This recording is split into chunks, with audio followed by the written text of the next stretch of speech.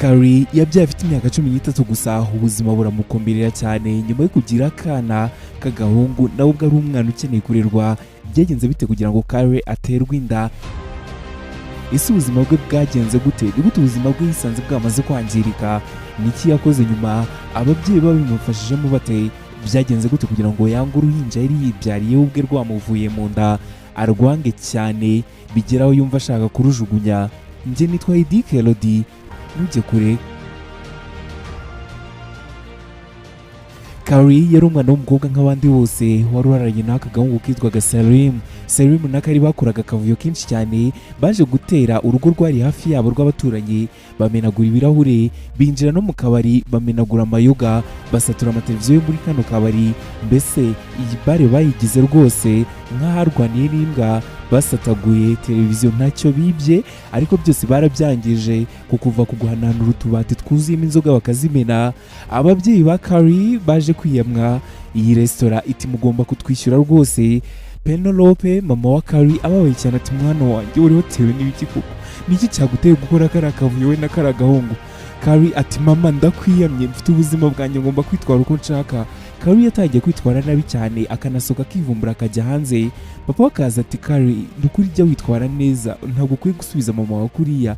Kari akagaruka muri sara agatongana na nyina ati mama nawe ndakwiyamye, ubundi se so utanyitaho ubu ugiye ngo mu gushaka amafaranga utanagira warangiza ukantererana nanjye mba ngomba gukora ibyo nshaka. Mama warakaye cyane ati mwana wanjye nutitwara neza ubuzima buzakugora. Muri kano kanya bari gutongana, Kari yatangiye kurwara amererwa nabi cyane, bamujyana kwa muganga bihuse. Ageze kwa muganga, muganga n'inkuru mbi zabo zidashinga rwose ati umwana wanyu ararwaye, ararembye kandi cyane, gusa ibi byose biri guterwa nuko n'ubundi anatwite. Iyi nkuru itari y'uburwayi busanzwe ahubwo yuko atwite yarabatunguye cyane, bati hoya ibyo ntabwo byabaho.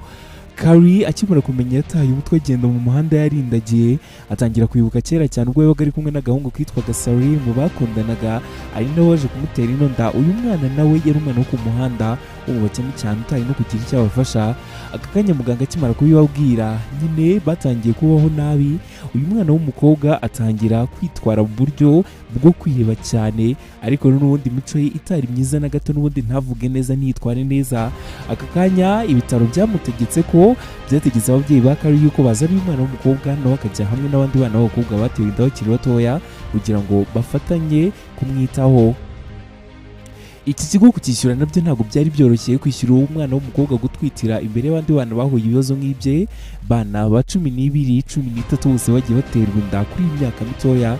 Gusa umwe inda yaje kuvamo arimo ahereza ubuhamya. Kari ati Kari ngiye banteye inda iza kuvamo, ubuzima rwose ntabwo buba bumeze neza.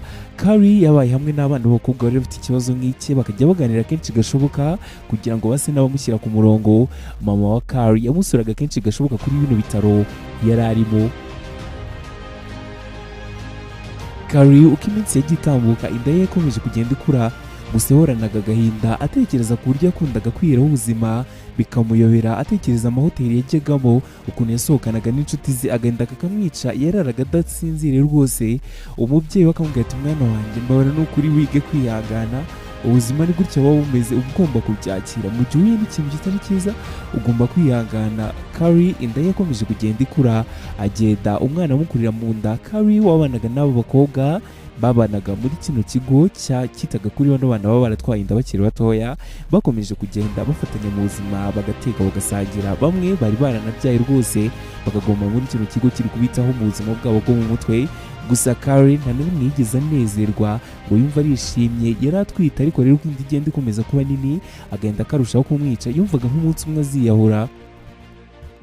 Kari inshuti ze zazaga kumusura, yajyaga kugira gutya akabona mama wazanye inshuti ze kuri cya kigo, zaza kumvugisha ati mama mvanaho inyuma abo bantu, ntabwo nyiri ku rwego rumwe nabo, ngiye natwaye inda, ubuzima bwanjye bwarangiritse, urabanza no kugira ngo baze kuncungera gusa. Kari yari umunyagahinda, yahoraga yumva yuko abantu bose bamutereranye. Kari bakobwa b'inshuti ze bose bari baramutanze muri kino kigo batangiye kugenda babyara, kwibutsa yuko kino kigo kizwanwamo mu gihe batwaye inda.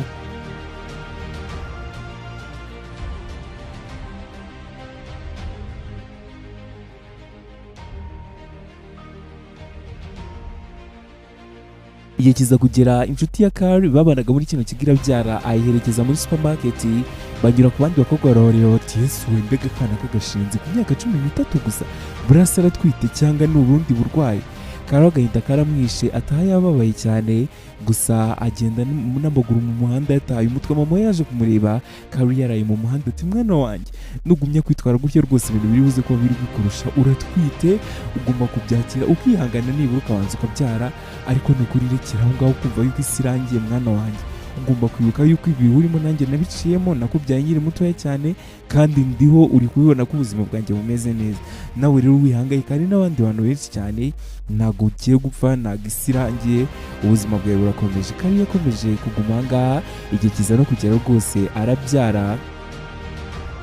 Kari yanejejwe ndetse anakunda akana ke mu minsi ya mbere, nubwo rwose imiryango yose yari imwitayeho banamufasha bya hafi.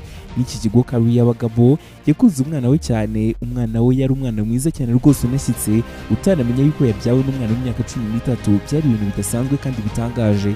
Kari yakunze umwana we amwita Evelyn, yamurimbiraga uturirimbo twiza cyane akamusingiza rwose. Umwana yajya kuryama Kari akamurimbira akamusinziza ati mwana wanjye n'ibindi byinshi bitandukanye. Kari yakomeje gukunda umwana we nyuma y'igihe kinini cyane. Wibutse yuko kano kanya Kari yari afite imyaka 14.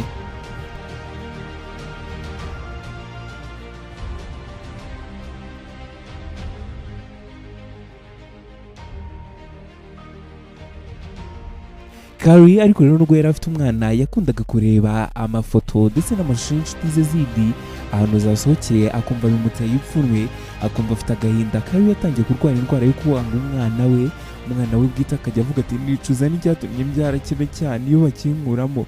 Kari agira agahinda gakomeye cyane, gusa nyuma y'iki gito cyane inshuti zaramuganirije arongera arishima, ubuzima bugenda neza. Gusa n'ubundi birongera biragaruka. Kari yanga umwana we, yanga Ephraim, umwana akarira. Kari akumva kumva urusaku rwe nibyo bimuryoheye, akumva anashaka no kumuterura.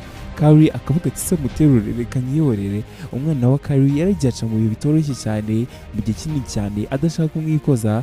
Umubyeyi we akaza ati Kari ibi ni ibikiri kwitwara muzi kwigira nk'igicucu, umwana wawe wibyariye nutamurira ngo umwiteho ninde uzaza kumwitaho ku bwawe.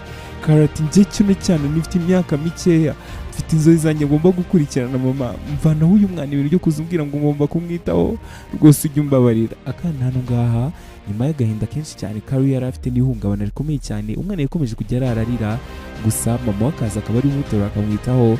Kari igihe cyaje kugera umunsi umwe areba akana ke gasinziriye, yumva urukundo ruragarutse, yongeye gukunda umwana we. Kari noneho yifotoranyije n'umwana we aranabipostinga, noneho atangira kwita ku mwana we yongera kumukunda. Mama wa Kari yaje kubibona, arangije ategura ikirori cy'abandi babyeyi bose babyaye bazi iwabo bakora ikirori. Kari afite umwana we, abona n'abandi bantu bafite abana babo, akumva n'ishema. Kwitwa umubyeyi biraryoshye cyane. Kari yongera kugarura icyizere ndetse no kunezerwa. Ubuzima bwa Kari ntabwo bwigeze burangizwa n'uko yatwaye inda. Kari wari waravukanye inzozi z'uko umunsi umwe azibera umunasi cyangwa se muganga, akaziga amashuri yisumbuye yarangiza agahita ajya kuba umuganga. Mama ati mwana wanjye ntabwo byarangiye. Kari ati hoya mama, bishobora kuba byararangiye, sinzi aho nanyura njya kuba umuganga.